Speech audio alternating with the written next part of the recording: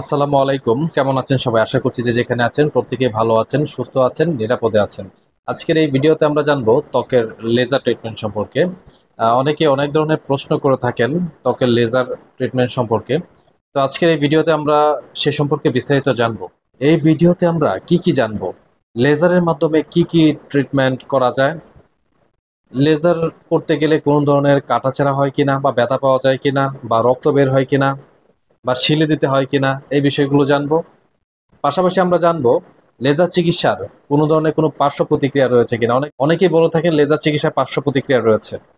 Actually পার্শ্ব প্রতিক্রিয়া আছে কিনা সে সম্পর্কে আমরা এই ভিডিওতে জানবো। এবং আরো একটি বিষয় জানবো খুবই গুরুত্বপূর্ণ, সেটি হচ্ছে লেজার করতে গেলে কত খরচ হতে পারে। আপনারা প্রশ্ন করে থাকেন লেজার করতে গেলে কেমন খরচ হয়। এই প্রত্যেকটা বিষয় কিন্তু আজকের এই ভিডিওতে আমরা জানবো। চলুন প্রথমে আমরা জেনে নেই লেজারের মাধ্যমে কি কি চিকিৎসা করা যায়। লেজারের মাধ্যমে বেশ অনেকগুলো ট্রিটমেন্টই করা যায়। যেমন লেজারের মাধ্যমে তিল, আঁচিল, মেস্তা, ব্রণ, কালো দাগ, জন্মদাগ, ট্যাটু রিমুভ, এসব কিছু রিমুভ করতে পারবেন। আবার অনেক মহিলাদের অবাঞ্ছিত লোম হয়, আনওয়ান্টেড হেয়ার মুখে, সেই অবাঞ্ছিত লোম আপনি লেজার করে স্থায়ী রিমুভ করতে পারবেন। আবার অনেকের মাতৃত্বকালীন ফাটা দাগ রয়েছে, সেগুলো চাইলে লেজার করে রিমুভ করতে পারবেন। আবার অনেকে রয়েছেন যারা ব্লেড দিয়ে হাত কেটেছেন, অর্থাৎ ব্লেডে কাটা দাগ রয়েছে, সেগুলো আপনারা চাইলে লেজার করে স্থায়ীভাবে রিমুভ করতে পারবেন। আবার অনেকে রয়েছেন যাদের জন্মদাগ রয়েছে, জন্মদাগ লেজার করে স্থায়ী রিমুভ করতে পারবেন। ড্যামেজ স্কিন রিপেয়ার করতে পারবেন। তাছাড়াও কার্বন লেজার যেটা রয়েছে, ত্বকের কার্বন লেজার, সেটা আপনারা চাইলে লেজার করতে পারেন। স্কিনের ব্রাইটনেস বৃদ্ধির জন্য কার্বন লেজার খুবই ভালো। সো প্রত্যেকটা বিষয় সম্পর্কে চলুন আমরা বিস্তারিত জেনে নেই। প্রথমে চলুন জেনে নেই মেস্তা সম্পর্কে। আহ, অনেকেই রয়েছেন যাদের মুখে মেস্তা হয়েছে। মেস্তা পুরুষ এবং মহিলা উভয়েরই হতে পারে, তবে পুরুষের তুলনায় মহিলাদের মেস্তার পরিমাণটা বেশি দেখা যায়, অর্থাৎ মহিলাদের মেস্তাটাই বেশি হয়ে থাকে। কেন মূলত মেস্তাটা হয়ে থাকে? বিভিন্ন কারণে মুখে মেস্তা হতে পারে। অনেক মহিলা রয়েছেন যারা দীর্ঘদিন ধরে পিল খেয়ে থাকেন। দীর্ঘদিন ধরে পিল খাওয়ার কারণে কিন্তু মুখে মেস্তা হতে পারে।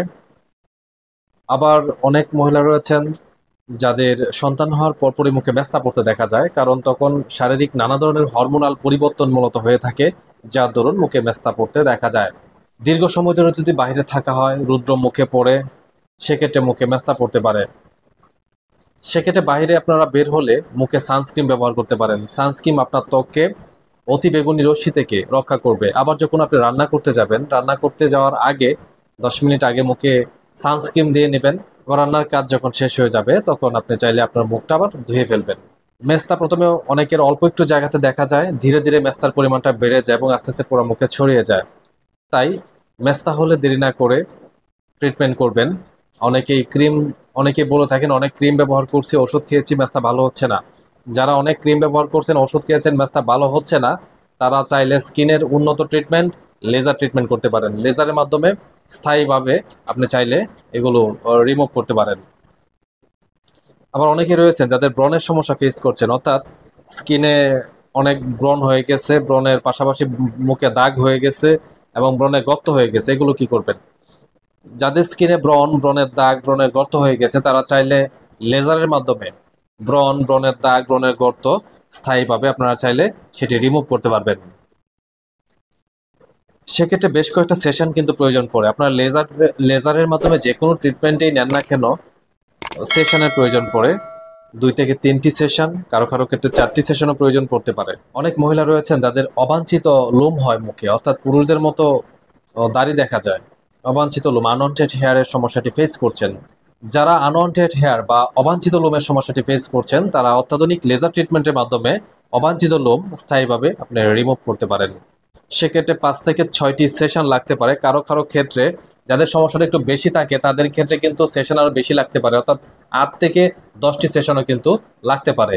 সেশনটা নির্ভর করে আপনার সমস্যার উপর, আপনার সমস্যাটা কি অবস্থায় রয়েছে, কতদিন ধরে এবং কতটুকু গভীরে রয়েছে, এই সকল বিষয়ের উপর ডিপেন্ড করে মূলত সেশনগুলো হয়ে থাকে।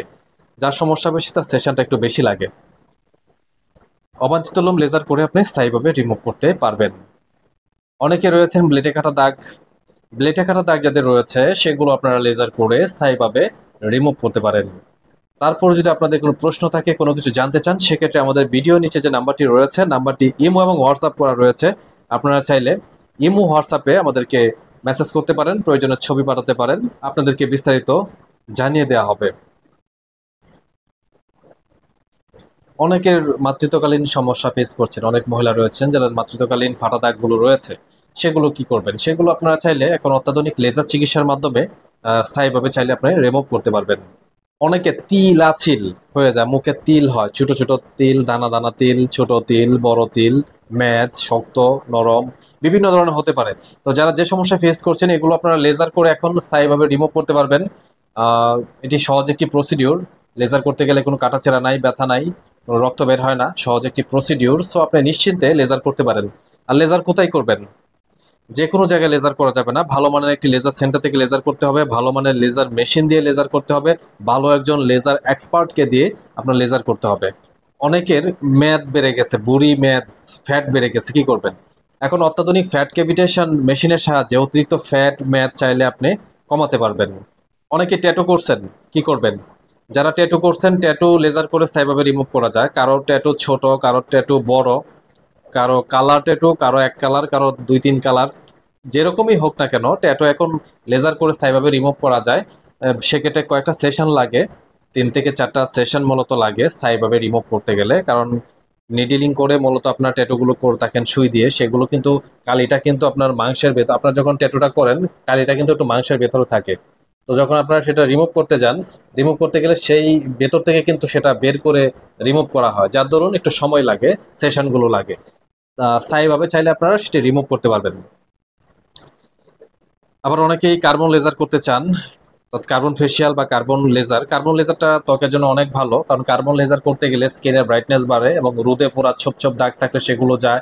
রোদে পোড়া সানবার্নের সমস্যা যদি আপনারা ফেস করেন, সানবার্নের সমস্যাগুলো চলে যায় এবং স্কিনটা ভেতর থেকে ক্লিন করে। তাই আপনারা চাইলে কার্বন লেজারটি করতে পারেন। লেজার ট্রিটমেন্টের কোনো পার্শ্ব প্রতিক্রিয়া রয়েছে কিনা? লেজার ট্রিটমেন্টের কোনো পার্শ্ব প্রতিক্রিয়া নেই, তাই আপনি চাইলে নিশ্চিন্তে লেজার ট্রিটমেন্ট করতে পারেন। এটি সহজ একটি প্রসিডিউর। সো যারা ভাবেন বা মনে করেন যে লেজারের কোনো পার্শ্ব প্রতিক্রিয়া রয়েছে কিনা, কোনো ক্ষতি হয় কিনা, ভয়ে আছেন, ভয় পাওয়ার কিছু নাই, লেজারের কোনো পার্শ্ব প্রতিক্রিয়া নাই। আপনি নিশ্চিন্তে লেজার করতে পারেন, তবে ভালো মানের লেজার সেন্টার থেকে লেজার করবেন, ভালো একজন লেজার এক্সপার্টকে দিয়ে লেজার করবেন, তাহলে কোনো প্রবলেম হবে না। আরেকটি বিষয় আপনার প্রশ্ন করে থাকেন, খরচটা কেমন হতে পারে? অ্যাকচুয়ালি এই ভিডিওতে স্পেসিফিক ভাবে আপনাকে খরচটা বলে দেওয়া সম্ভব হয় না। কেন? কারণটা হচ্ছে এখন যে সময়টাতে ভিডিওটা আপনারা দেখছেন, 1 বছর পরে কিন্তু খরচটা এমন থাকবে না। আর চেম্বারের উপর ডিপেন্ড করে, লেজার সেন্টারের উপর ডিপেন্ড করে খরচটা কিন্তু ভিন্ন ভিন্ন হয়, এক এক জায়গায় এক এক রকম হয়। তাই এখানে আপনাকে স্পেসিফিক কোনো ধারণা দিতে পারছি না। তারপর যদি আপনাদের কোনো প্রশ্ন থাকে যে এক্স্যাক্টলি খরচটা কেমন, সেটা যদি জানতে চান, তাহলে আপনার সমস্যা উপর ভিত্তি করে আপনার ওই খরচটা জানায় দেওয়া হবে। আমাদের ভিডিও নিচে যে নাম্বারটি দেওয়া রয়েছে, নাম্বারটি ইমো হোয়াটসঅ্যাপ রয়েছে। আপনারা স্পেসিফিক যদি কত খরচ হবে সেটি জানতে চান, তাহলে আপনার সমস্যা জানাবেন, দেখে আপনাকে এক্স্যাক্টলি খরচটা জানিয়ে দেওয়া হবে। ধন্যবাদ সবাইকে ভিডিওটি দেখার জন্য। সবাই অনেক অনেক ভালো থাকবেন, সুস্থ থাকবেন, নিরাপদে থাকবেন, দোয়া করবেন আমার জন্য।